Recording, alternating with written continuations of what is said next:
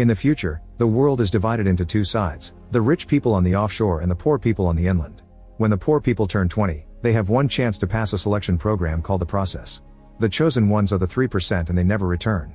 In the year 104 of the process, Michelle hears a voice from her earpiece telling her the gates to the selection process are open. A huge crowd in the inland is already making their way there, so Michelle meets with her friend Bruna and they join the walk. After climbing a very long path up a hill, the participants arrive at a facility where they're disinfected and given clean clothes. Then Ezekiel appears to explain that only 3% of them will be chosen to go to the offshore, where the founding couple created the perfect world. He also mentions there are rebel groups that want to destroy the system, but he swears they'll never win. Ezekiel talks directly to some participants using their names as a form of manipulation and makes everyone chant words of gratitude for the process. While the candidates are directed to the interview rooms, Ezekiel meets with Aline, who he doesn't recognize. She explains she was sent to do a routine evaluation of the process, which was a last-minute decision. After checking her identity, he goes to complain to council member Nair, who reminds him this year's process is important than usual because for the first time in 100 years, someone was murdered offshore. Since Ezekiel chooses who will live there, the community blames him for sending a murderer and other council members want to replace him. After the call is over, Ezekiel puts his head in water until he can't take it anymore. The participants are being asked all kinds of questions. Some are riddles to test intelligence, others are as more personal questions about things like their hygiene habits or their personal beliefs. A girl is too nervous and can barely put two words together, so she's eliminated on the spot. A boy gives lots of confident answers, but interviewer Denise can tell it's all memorized stuff with no actual personality or originality and kicks the boy out too. The guy protests so much that he has to be dragged out by force. Michelle is asked if she knows anyone who made it through the process and answers her boyfriend, swearing she doesn't want to pass only because of him. However, she still wears the necklace he gave her, so the interviewer dares her to take it off to prove she wants to go offshore for herself. After she does so, the man tells her she did the right thing because her boyfriend's profile says he's dead. Back to Ezekiel, he's called by Kasha because they've caught a member of the rebel group known as the Cause. The man is getting tortured for information and he reveals one of the selected participants is part of his group, but he doesn't say whom. While the approved candidates move to the next stage, the angry loser jumps off a balcony to self-delete. The facility workers immediately take the body away and tell the selected group not to worry. Next, all the candidates are scanned to check their registration. Joanna notices that Raphael has a fake registration, but the scanner approves him and he passes to next test. The candidates are given a pile of blocks and 3 minutes to assemble as many cubes as possible. They expect a minimum of 9 and fewer will result in elimination. When the test begins, many participants just grab a bunch of pieces for themselves, but Michelle notices that Fernando is struggling to reach because of his wheelchair and she pulls blocks over for him. Everyone builds quickly, however many people start panicking when the time is about to run out. Raphael only has 8, so he steals one from his neighbor and the guy gets eliminated instead. Michelle only has 8 too, but Fernando arranges her 8 cubes into one larger cube to make it 9, so she passes. Joanna also passes because she's built 11. During the lunch break, everyone judges Raphael for being a cheater. He starts ranting and approaches a big guy to annoy him, causing the man to start beating him up. Soon other candidates join the beating, but Marco feels bad and makes them stop. After Raphael gets up, Joanna points out he took the beating to get sympathy and asks for an alliance, saying that if he betrays her, she'll reveal that he faked his registration. In the meantime, Ezekiel meets with Denise. He doesn't blame her for the candidate's death, but he still pushes her head in a bowl of water, ignoring Aline's protests. When he takes her out, he explains he does that to himself as a reminder that what they do is life and death. Denise leaves after saying she understands, only to returns a moment later to thank Ezekiel for everything. At that moment, Kasha tells Ezekiel they have a lead. Michelle and Bruna are pulled away from lunch and taken to Kasha. She covers their eyes with a black compound and leads them into a room, where she removes the compound and tells them about the mole. Their intel says this mole lives on the same block as the girls, meaning one of them must be the rebel. The girls swear it's not them, so Kasha gives them 3 minutes to confess or she'll kill them both. After Kasha leaves the room, the girls have an argument since they both keep on swearing they aren't a rebel. In the end, they agree to attack Kasha to escape. Then Michelle starts remembering all the training she received with the rebels. She never had a boyfriend, the necklace had been a random prop for a make-up story that could earn her sympathy. Michelle joined the cause because she wanted revenge on Ezekiel for killing her brother. When Kasha comes back, Bruna attacks her and immediately gets shot. Michelle tries grabbing Kasha's gun, but Ezekiel arrives and gets it first. He just pushes Bruna's body off Cassia, who now believes Bruna had been the mole. They ask Michelle to keep the secret and they send her back to the waiting room. Then Michelle finds a corner to cry in private. Next, the candidates are put through a physical examination. When it's Fernando's turn, the scanner detects the wheelchair and rings an alarm, so he's taken away. In a lab, a doctor confirms he can't feel anything on his legs and injects a green substance into a bruised area on his back. A glow appears for a few seconds, and after feeling some pain in his back, Fernando is shocked to feel his legs again. The doctor explains this will only last for a few minutes, and to get the full treatment he must pass the process. Fernando gets back on his chair and joins the candidates going to their next test. The room looks like a house containing mannequins in various positions. The participants are told to analyze the scene and figure out what happened to a blue mannequin, who appears in distress. While Michelle's group starts looking for clues, they keep hearing the speakers announcing what groups are being eliminated for getting the answer wrong. Michelle notices the mannequins have vaccine scars, meaning they're from the offshore. After lots of observation, Fernando shares his theory: the hostess inviting some friends for dinner because she wanted to poison the woman her husband was having an affair with. Fernando is proud of his conclusions and wants to press the button to contact the examiner, but Raphael stops him, saying that solution is wrong because the process wouldn't show them adultery and murder happening on the offshore. He thinks the dead mannequin is allergic to silver because everyone is wearing something made of metal except for her. Most of the group brings out objects that confirm the theory, and when they press the button to share it, they're told they're correct. Everyone in Michelle's group passes except for a boy who did nothing to help. During another break, Joanna brings Lucas to the bathroom so they can get dirty inside a stall, not knowing there's another candidate that can hear them. Meanwhile, Aline notices Ezequiel leaving the building. He's outside, gathering some things hidden under rocks to disguise himself. Aline uses the security cameras to spy on him and is surprised to see him in a bad neighborhood posing as a beggar. When he finally realizes the cameras are following him, he runs away, dropping a bunch of food in the process. Moments later, the candidates are divided into groups of 7 and sent to another room.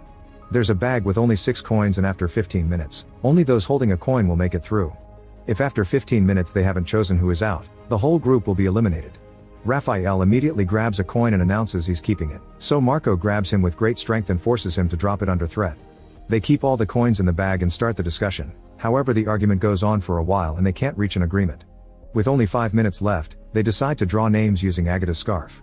They make strips and whoever picks the shortest will be out. Joanna is the loser, so everyone else grabs a coin from the bag when the examiner comes by. Yet when Lucas reaches in, he finds the bag empty. It turns out Joanna hid a coin all along, and now she leaves with the winners while he's kicked out. Afterward, all the candidates insert their coins in a machine to receive drinks except for Joanna, who keeps remembering how men in her neighborhood used to beat her up on the streets. When Ezequiel comes back, he checks the cameras to find himself and runs the facial recognition software, but it comes up with no match. Then he sticks his face in water. Later, Aline sends the footage to Mateus, the council member who wants to bring Ezequiel down. He orders Aline to find out what Ezequiel is hiding. At the same time, Nair informs Ezequiel that Aline is working for Mateus, so he should be careful. For the next test, candidates are called a group at the time instead of being all tested together. Those left in the waiting room watch the eliminated participants left with wet pants. Denise calls Michelle's group and explains they have to cross the tunnel as a group in 5 minutes. Inside the tunnel, they find a countdown and flickering lights that make it hard to see. Soon they start hearing voices and Fernando sees himself walking again. It turns out there's gas in the tunnel making them hallucinate, and they must overcome their paranoia to get out. Soon everyone is frozen in fear except for Joanna, who runs ahead and makes it to the end. However, when she asks to be let out, she's reminded that the whole group must be at the door at the same time. Joanna also keeps hearing voices telling her how horrible she is, but she ignores them and keeps going through the tunnel to push the others toward the door. One by one, Joanna rescues everyone, even dragging Agata by the legs. With only 3 seconds left, they put their hands on the scanner and open the door, which stops the gas at the same time. Afterward, the winning candidates are taken to dorms to spend the night. Agata is still stuck in a panic attack, but the examiner promises it'll wear off soon. Fernando and Michelle chat in private and end up kissing. While Joanna rests, she remembers the day she broke into the house of the guys that attacked her to steal a gun and a bag with supplies. On her way out, she was startled by a noise and she shot her gun. To her shock, the noise came from a toy car and she had accidentally killed a young child. In the present, Joanna notices someone moving around and follows the figure to the bathroom. When she looks into a stall, she thinks she sees the dead child. It's actually Agata, who jumps on her to strangle her. Raphael finds them and at first he only watches, but eventually he cuts in and stops Agata just in time. Meanwhile, Ezequiel gets an alert on the computer and sees a kid sneaking around. He goes to investigate and finds the child in a hallway. His name is Augusto and he's there because he's hungry. After making sure to delete the footage with Augusto's face, Ezequiel takes him to his room to share dinner. It turns out the food Ezequiel had taken to the bad neighborhood had been for this kid, so he explains he won't be able to visit for a while because he's being watched. Ezequiel gives him a pair of glasses so Augusto can see better. He also gives him a cube to play with. When Aline knocks on his door, Ezequiel hides Augusto before letting her in. She asks why he has 2 plates out and if it's normal for employees to leave the building during the process, but Ezequiel dodges all her questions. After she leaves, Ezequiel gets Augusto out of the building and tells him to never come again. Back to Joanna, she remembers the day she asked a woman to give her a fake registration. The implant had to be inserted through surgery and was under the name of the previous owner, so the girl became Joanna to match it. A few hours later, Joanna woke up from the surgery to learn there was a bounty on her head for killing the child. The woman was disappointed in her and kicked her out. In the present, Raphael finds her and sees the scar. He tells her she isn't a bad person and they make their alliance stronger. In the morning, Joanna and Fernando leave the room and discover the way they came through is now blocked by a wall. While Fernando tells the others that they're trapped, Joanna investigates a vent.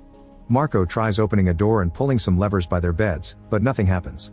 They search the area but there are no employees or food anywhere. Marco discovers a panel on the wall and thinks about the life in his old family home, which makes him realize what the test is.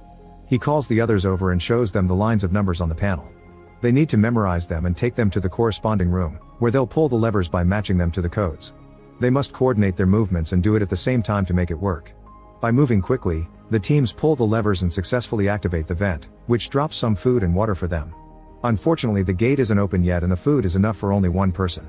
They argue over who should get it and choose to go alphabetically to be fair, so Agatha eats first. Meanwhile, Aline goes to Ezekiel's room and tries using his computer, which requires a fingerprint to access it. She picks a print off the cube puzzle and uses it on the computer, but she gets rejected. This sends an alert to Ezekiel. Aline continues to search the room until Kasia stops her and takes her away.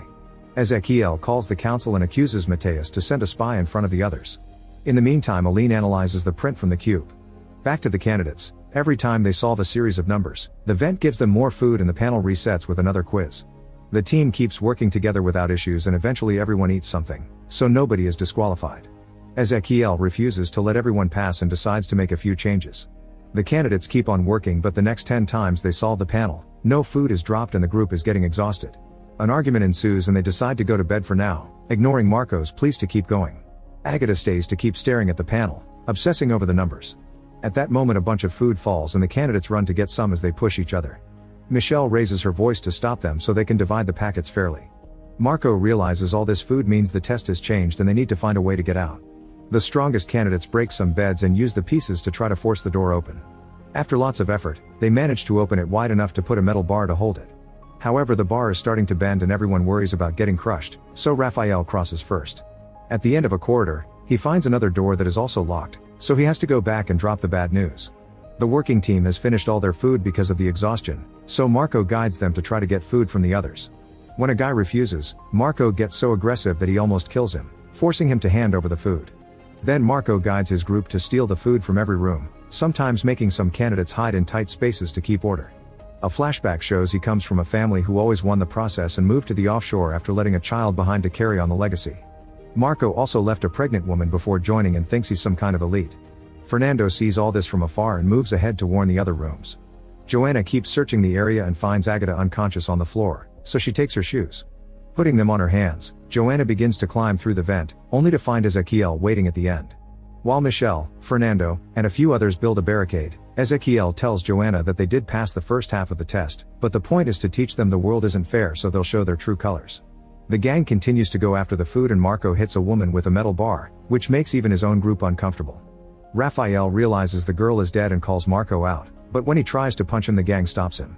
Now Raphael has no choice but to run, and eventually he reaches the barricade.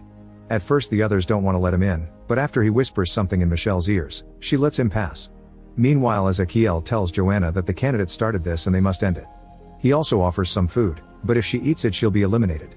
He wants her to go back in, finish the test, and prove she deserves better. While Marco's gang breaks the first barricade, Joanna goes back and knocks out a guard with a metal bar. Then she brings out the people Marco had isolated and guides them on a counterattack. A huge fight ensues with the candidates punching and kicking each other all over the place, but Marco's gang still goes down first. Suddenly Joanna yells to make them stop and tells the people behind the other barricade to come out. An alarm starts ringing and both doors finally open, so the candidates rush to get out. An unconscious Agatha, the dead girl, and Marco's gang are left behind. Marco is heavily bleeding and can barely move, but he makes an effort and crawls to the door, which is now closing. He isn't fast enough and the door crushes him. As the group makes their way out of the building, Raphael thinks about the last night with his brother. It turns out Raphael had already tried the process and failed. This year was his brother's turn, so Raphael put him to sleep with alcohol and stole his implant, taking his name as well. Then he told the rebels that he found a way to join the process again. On a garden, the participants meet Ezekiel, who says only 9% of candidates get that far. When Ezequiel goes back to the facility, he's confronted by Aline, who shows him a picture of Augusto she obtained by analyzing the fingerprint. She hasn't reported anything to the council yet and offers two options. If she talks, he would be confined to the recovery and treatment center until he dies. But she will keep the secret if he finishes the year and resigns by naming her his successor. A flashback reveals Ezequiel used to be married to an examiner named Julia. Whenever Ezequiel was too stressed, Julia would gently massage his head in the water. One day during the process, Julia eliminated a candidate because she had a kid, but she didn't tell this to the other team members when they were confused by her choice. Ezequiel and Julia lived happily for another year, and when the next process started, Ezequiel asked Julia to be assistant to the leader of the process. When the rebels started a riot in the poor neighborhood, the officers shot a man by accident. Ezequiel, Julia, and Kasia watched it all on the cameras, noticing a kid looking at the officers from afar. After Ezequiel and Kasia left, Julia took a better look at the child and had a breakdown when she noticed it was Augusto. Later, Julia was sent to deal with a candidate that kept complaining because she was unfairly eliminated, and the girl told Julia it was easy for her because she had everything. This made Julia snap and assault the candidate, kicking her until another employee stopped her. Afterward, Ezequiel told her that working in the process may not be for her, so she should return to the offshore, making her think he wanted to get rid of her. Julia insisted she wanted to stay and there was nothing wrong with her. However, when she was alone, she kept looking at Augusto's screenshot. The following year, while Ezequiel was busy with the next process, Julia kept using the computer to try to find Augusto's address. This started to affect her sleep cycle and Ezequiel became suspicious. One night, Ezequiel checked the computer and discovered Julia had watched the same video 127 times. The next morning, Ezequiel told Julia what he discovered and begged her to talk or he would have to send her to the recovery center. After he promised to keep the secret, Julia confessed that Augusto was her son and she felt guilty because she abandoned him to enter the process. She wanted to see him again, but Ezequiel said it wasn't possible and she had to wait for the kid to pass the process too. A few days later, Julia watched the video again and finally managed to find Augusto's address, so she decided to leave the facility. Ezequiel noticed and ordered the guards to close the gate, but Julia rolled under it just in time. A desperate Ezequiel went after her, quickly catching her and carrying her back. Then he sent her to the recovery center on the offshore. That night, Julia took out the printed screenshot of Augusto and finally gave up. She went to the beach and walked into the water to self-delete.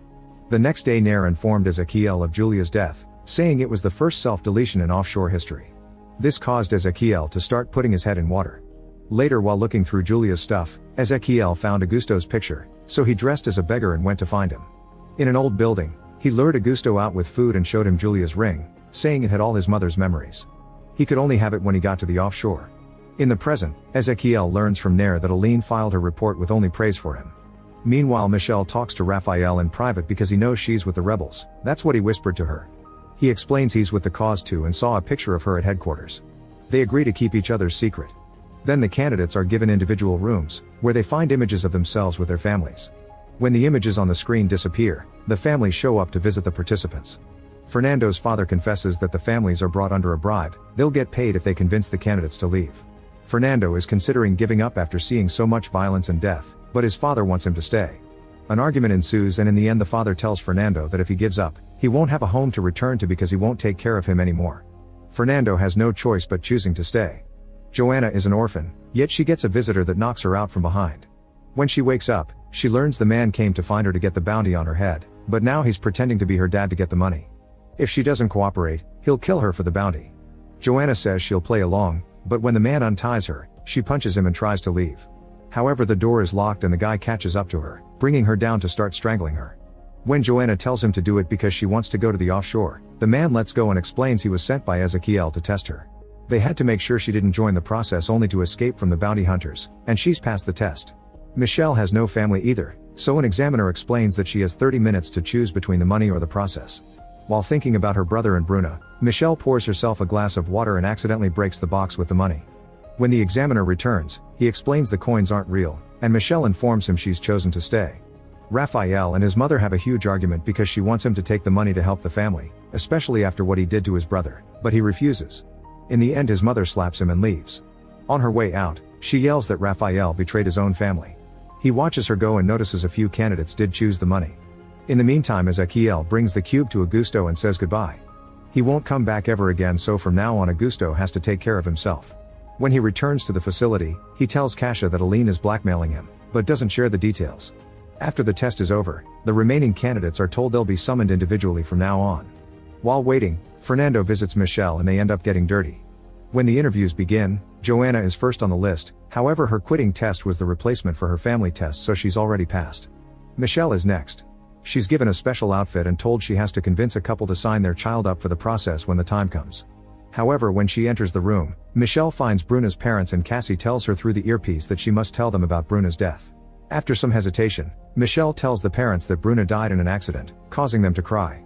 Then Michelle says she's there to apologize in name of the process and still tries to convince them to sign up their other daughter, which makes them very angry.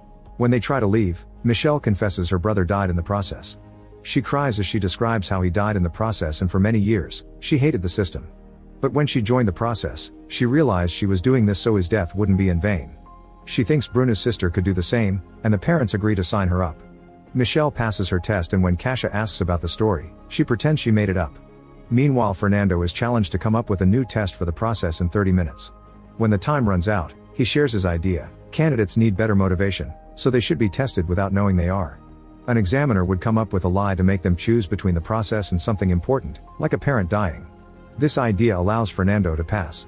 Raphael must project some images on opposite walls at exactly 6 p.m. Since the controllers are at opposite ends of the hall, he must convince another candidate to help him. He tries asking the first guy he sees, but he's been eliminated. Next he goes looking for Joanna, who agrees to help him if he confesses why he faked his registration. She tells him the administration already knows about her and she's been forgiven, so she'll help if his reason had been forgivable too. Raphael refuses to tell her, so he tries Fernando next. When Fernando turns him down too, Raphael tells him to do it for Michelle and shares they're both rebels. If Fernando snitches on them, they'll both be killed. Fernando has no choice but to help him, and at 6 p.m. the images successfully appear on the walls at the same time, so Raphael passes as well. When Michelle returns to her room, she retrieves a glass shard from the trash can and uses it to remove a poison capsule from her hip. While closing the wound, she remembers how a rebel had given her the capsule, explaining she had to swallow it if she got caught. Instead of taking it, Michelle brings the capsule with her as she joins the others at dinner. She approaches Ezekiel and thanks him for the process with a hug, which gives her the chance to put the poison in his drink. Before Ezekiel can take a sip, he's approached by the examiners to have a chat and the glasses mix. When they finally drink, an examiner ends up poisoned instead and he collapses on the ground. He's immediately taken to the doctors, but they can't do anything and he dies. The doctors run some tests and confirm the poison in the guy's blood, so Ezekiel begins reviewing the security footage. Meanwhile, Raphael tells Michelle he saw what she did and that Fernando knows about them. Michelle goes to talk to him, but Fernando assures her he'll keep the secret. He doesn't care about the offshore anymore, he only cares about her. At that moment an alarm rings and the candidates are told they must remain in the hall until further notice. Then Michelle asks Raphael to get rid of her empty capsule, but suddenly Ezekiel arrives with guards, so Raphael can only throw it off the balcony. One by one the candidates are interrogated in private, and Joanna starts to think this is a test. When it's Fernando's turn, he swears he knows nothing, but Ezekiel notices he's nervous and explains that if Fernando is protecting someone, he'll be considered an accomplice. Michelle is called next and Ezekiel shares a drink with her. He also notices her wound, so she pretends she was mugged before she joined the process. Ezekiel shows her a video of the body and the widow crying over him, but it doesn't break her and she keeps swearing she knows nothing, so she's freed. On her way back, Michelle starts feeling sick. Fernando finds her and helps her calm down when she considers handing herself in. It seems Ezekiel's drink had a truth serum, but thanks to Fernando's help, Michelle stays in the corridor. Afterward, Ezekiel tells the council that Aline did it. While the guards arrest her, Ezekiel shows security footage of the moment she poured him a drink. He also shows a video of the rebel they captured a few days ago, who pretends Aline has been working for the cause all along. Aline is given a chance to speak and she tries to share the dirt she has on Ezekiel, but Nair has hacked into her files and replaced them with her praising report. Meanwhile, the capture rebel asks Kasia to keep her end of the deal and end things, but instead of killing him, Kasia leaves. The candidates are sent to their rooms and Michelle finds Ezekiel waiting with the capsule. The next morning, all the participants are awakened with messages of congratulations on passing the process. Fernando goes to Michelle's room, but she's missing and her message is jumbled. At that moment, Ezekiel tells him Michelle has been eliminated, so Fernando announces he wants to quit. He immediately leaves the building and finds an examiner outside who informs him they've used his own test to check his motivation, and he failed. Fernando freaks out and asks to see Michelle, but the gate closes and locks him out. In the meantime, Michelle is being waterboarded, but she won't talk. Ezekiel tells the guards to leave and admits he and Kasia were suspicious of her from the start. He keeps demanding answers and grabs her hair until she explains she wants him dead because he killed her brother. However, Ezekiel shows her a video proving that her brother is happily living on the offshore. He explains the rebels lie to recruit people and that he knows this because he used to be one. If Michelle shares information he'll let her go, but she still refuses to talk, so he leaves her with more videos of her brother.